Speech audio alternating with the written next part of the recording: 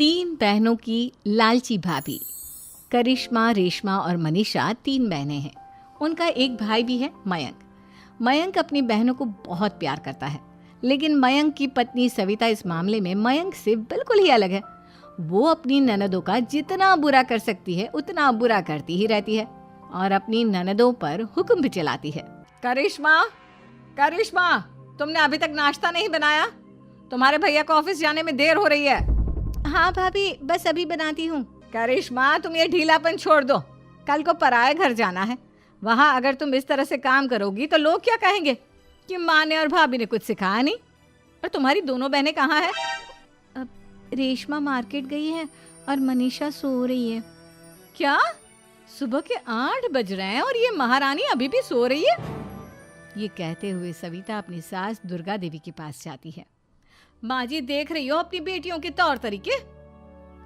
क्या हुआ बहू, सुबह सुबह क्या कर दिया मेरी बेटियों ने? अरे एक तो अभी अभी उठकर किचन में गई है, दूसरी सुबह सुबह बाहर चली गई और तीसरी अभी तक सो रही है। क्या करूं मैं इन तीनों का, मैं तो परेशान हो गई हूँ। जा जाकर उठा उसे और रेशमा से मैं बात करती हूँ।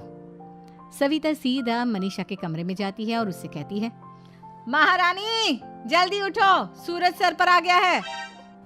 भाभी थोड़ी देर और सोने दो ना, मैं रात को लेट सोई थी। वो क्या है ना, यूनिट टेस्ट चल रहे हैं। शराफत से उठती है या नहीं, या फिर पानी की भरी बाल्टी डालूं तेरे ऊपर? नहीं नहीं भाभी, मुझे बिस्तर में नहीं नहाना, उठती हूँ मैं। मनीषा जल्दी से उठकर बाथरूम में चली जाती है। सभी आराम से बैठकर नाश्ता कर रहे होते कि तभी रेशमा बाजार से हाथ में सामान लिए आ जाती है। रेशमा को देखते ही सविता उस पर बरस पड़ती है। लो, आ गई महारानी। ऐसा भी क्या सामान लाना था जो सुबह आंख मलते ही बाजार की तरफ रवाना हो गई? भाभी, कल आप ही तो चीख रही थी कि घर का सारा सामान मुझे ही लाना पड़ता है, घर में किसी को भी किसी काम से कोई लेना देना नहीं है। अब मैं बाजार जाकर सामान ले आई तो आपको इस बात से भी तकलीफ हो रही है? देख रही हो माँ जी, अपनी बेटी की जुबान कैंची से भी तेज चलती है। और मयंक, आप तो कुछ कहेंगे नहीं अपनी लाडली बहन को। रेशमा, अपनी भाभी से ऐसे बात नहीं करते। चलो माफी मांगो। भैया, मैं क्यों माफी मांगू? आप भाभी से बोलिए ना कि हम पर कम हुक्म चलाया करे। हम इस घर की बेटियां हैं और आपकी पत्नी की ननद है, नौकरानी नहीं। लो कर लो बात। इनकी भलाई के लिए कुछ भी बोलो तो इन्हें बुरा लग जाता है। इस घर में यही इज्जत है मेरी। देख लो माँ जी, आपकी बेटी किस लहजे में मुझसे बात कर रही है। सविता वहां से चली जाती है। मयंक को बहुत गुस्सा आता है, वो भी वहां से चला जाता है। फिर करिश्मा रेशमा को समझाती है। रेशमा, तुम्हें भाभी से माफी मांग लेनी चाहिए थी ना। लेकिन दीदी, मैंने कुछ किया ही नहीं, तो मैं माफी क्यों मांगू? हाँ करिश्मा दीदी, रेशमा दीदी जैसे ही घर में आई भाभी ही उन पर चिल्ला रही थी। हाँ, मैं मानती हूँ कि गलती भाभी की थी। मैं तो इसलिए बोल रही हूँ कि भाभी ने माँ को तो पूरी तरह अपने वश में कर लिया है। वो हमारी बात सुनती ही नहीं। मयंक भैया हमारे लिए हमेशा खड़े रहते हैं, इसलिए उनकी बात का मान तो तुम्हें रखना चाहिए था ना। कोई फायदा नहीं दीदी, कुछ दिनों की बात और है, भाभी उन्हें भी हमारे खिलाफ भड़का देंगी। फिर वो भी माँ की तरह हमारी किसी बात का विश्वास नहीं करेंगे। इसी तरह सविता अपनी तीनों ननदों को किसी न किसी बात पर परेशान करती रहती थी। एक दिन मयंक अपनी तीनों बहनों के लिए गिफ्ट लाया। क्या रेशमा, ये तुम्हारे लिए हार का सेट। रेशमा, तुम्हारे लिए सुंदर सी ड्रेस। और मनीषा, तुम्हें किताबें पसंद है ना, तुम्हारे लिए किताबें लाया हूँ। थैंक यू भैया। थैंक यू भैया। थैंक यू भैया। करिश्मा, तुम्हारा नेकलेस कितना सुंदर है। ये भैया कहाँ से ले आए होंगे? मैंने भैया को 3 दिन पहले फोन पर ये डिजाइन दिखाया था और आज भैया ये ले आए। सविता तो अपनी ननदों के गिफ्ट्स देखकर जल गई और करिश्मा का नेकलेस तो उसे भी बहुत पसंद आया था। अपनी बहनों के लिए कितना अच्छा नेकलेस लेकर आए हैं, मुझे कभी कोई गिफ्ट नहीं दिया। मैं आज ही ये हार चुरा लूंगी। रात में सविता करिश्मा का हार चुरा लेती है और इसी तरह उसे अपनी ननदों की जो भी चीज़ अच्छी लगती वो उसे मांगती नहीं, बल्कि रात के अंधेरे में चुरा लेती। इसी तरह दिन बीतते गए और सविता ने मयंक के दिल में भी उसकी बहनों के लिए नफरत पैदा कर दी। एक दिन मयंक ने करिश्मा और रेशमा के लिए रिश्ता देखा और ये बात उसने घर में सबको बताई। माँ, करिश्मा और रेशमा के लिए बहुत अच्छा रिश्ता आया है। वो लोग कल इन्हें देखने आ रहे हैं। आप और सविता मिलकर सारी तैयारी कर लेना। ये सुनकर करिश्मा और रेशमा खुश हो जाती हैं, लेकिन सविता सोचती है, अगर इन दोनों बहनों की शादी हो गई तो घर और बाहर का काम कौन करेगा? मनीषा तो एक नंबर की कामचोर है, उससे तो किसी बात की उम्मीद लगाना ही बेकार है। मुझे इस शादी को रोकना होगा। अगले दिन सभी लड़के वालों के स्वागत की तैयारी करने में लगे होते हैं। तभी मयंक अपनी बहनों से आकर कहता है, तैयार हो गई तुम दोनों? देखो दोनों लड़के बहुत अच्छे हैं, मैं कोई कसर नहीं छोड़ना चाहता, इसलिए तुम उनके सामने अच्छे से बिहेव करना और अपनी भाभी से लड़ने मत लग जाना। करिश्मा, तुम वो नेकलेस पहन लो ना जो मैं तुम्हारे लिए लाया था। भैया मैं बहुत देर से वो नेकलेस ढूंढ रही हूँ, लेकिन मुझे मिल ही नहीं रहा। क्या तुमने नेकलेस खो दिया?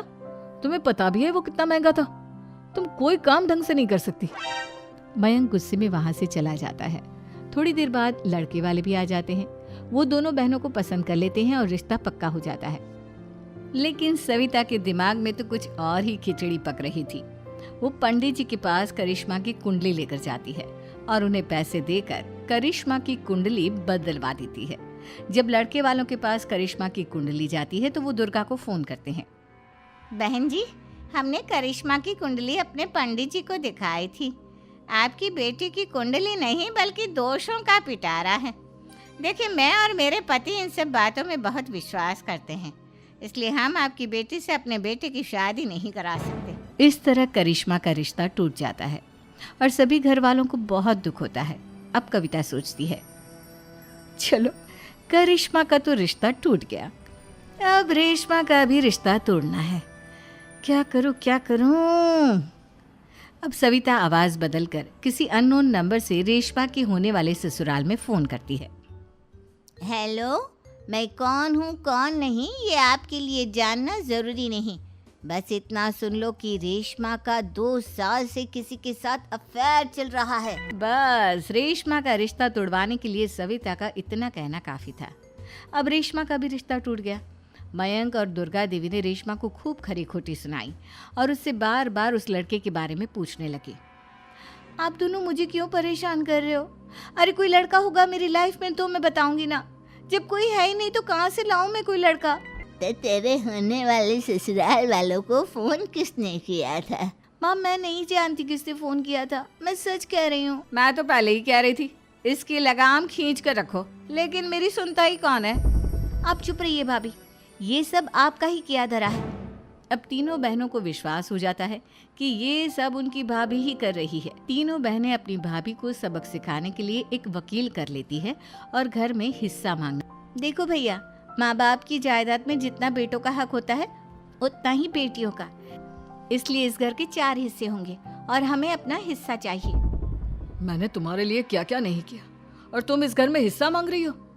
भैया, आप और माँ हम बहनों की कोई बात नहीं सुनते हो और भाभी हमारी शादी नहीं होने देगी क्योंकि उन्हें लगता है कि आप हमारी शादी में ज्यादा पैसा लगाओगे और उन्हें हम जैसी फ्री की नौकरानी कहाँ मिलेगी। तो हम भाभी के साथ तो रह नहीं सकते, हम बहनों को अपना हिस्सा चाहिए। अरे तुम्हें शर्म आनी चाहिए अपने भाभी पर ऐसा इल्जाम लगाते हुए। वो तुम्हारे बारे में कितना सोचती है। हाँ माँ, भाभी हमारे बारे में बहुत सोचती है, दिन रात बस यही सोचती रहती है कि किस तरह से अपनी तीनों ननदों को परेशान करूं और कभी मुझे पढ़ने भी नहीं देती। दोनों बहनों का रिश्ता भी तो इन्होंने ही तोड़वाया है और रात में हमारे कमरे में आकर हमारी चीजें भी चुराती हैं। इसी तरह सविता की तीनों ननदें अपनी बात पर अड़ी रही। अब कोर्ट में तारीख भी शुरू हो गई। जब सविता को लगा कि उसकी तीनों ननद इतनी आसानी से नहीं मानने वाली, तो उसने अपने पति और सास को सारी सच्चाई बता दी और अपनी तीनों ननद से माफी मांगी। मयंक और दुर्गा को भी अपनी गलती का एहसास हो गया। अब सविता खुद करिश्मा और रेशमा के लिए अच्छा रिश्ता ढूंढती है और उनकी शादी करवाती है।